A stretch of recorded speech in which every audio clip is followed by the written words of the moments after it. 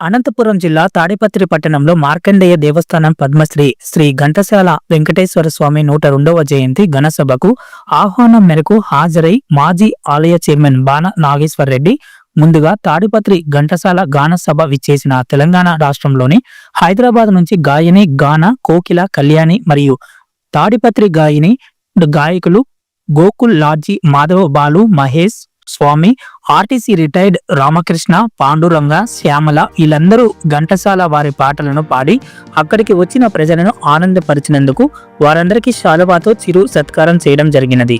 ఈ యొక్క సందర్భంగా ఆయన మాట్లాడుతూ మన తాడిపత్రిలో ఘంటసాల గాన సభ ప్రతి సంవత్సరం కార్యక్రమాన్ని దేవస్థానాలలో భక్తి పాటలు పాడి వినిపించడం ఆనందం, అద్భుతం.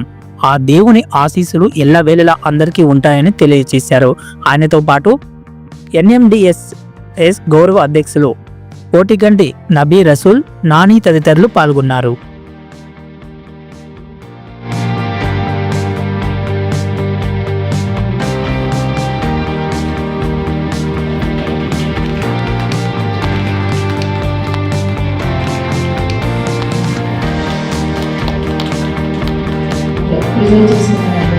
అది చాలా అపూర్వమైనది. అట్లాగే ఇక్కడ మార్కండేయ స్వామి గుడిలో అవుతున్నందుకు మాకు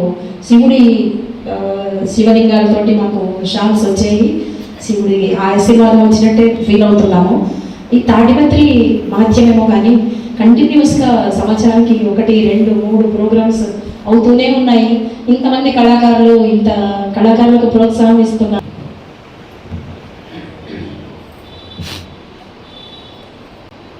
అందరికీ ముందుగా నమస్కారాలు తెలియజేస్తూ ఈరోజు మన 102 జయంతి సందర్భంగా ఘంటసాల కార్యక్రమాన్ని ఇక్కడ గాయకులు ఇక్కడ ఉన్నటువంటి మొత్తం అందరికీ తెలంగాణ రాష్ట్రం నుంచి వచ్చిన మన కళ్యాణ్ మేడం గారికి, మన మాధవనకు, తర్వాత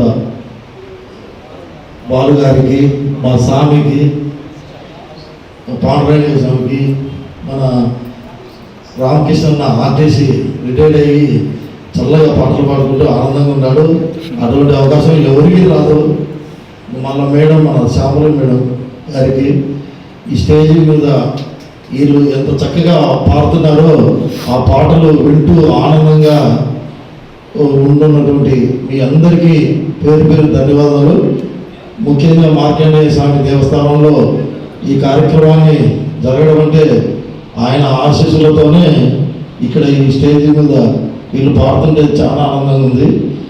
ఎందుకంటే గతంలో కొన్ని సంవత్సరం నుంచి వెంకటేశ్వర దేవస్థానంలో మంచి బాగా స్టేజ్ వేసి పాటలు ఆనందంగా పాడుతుంటే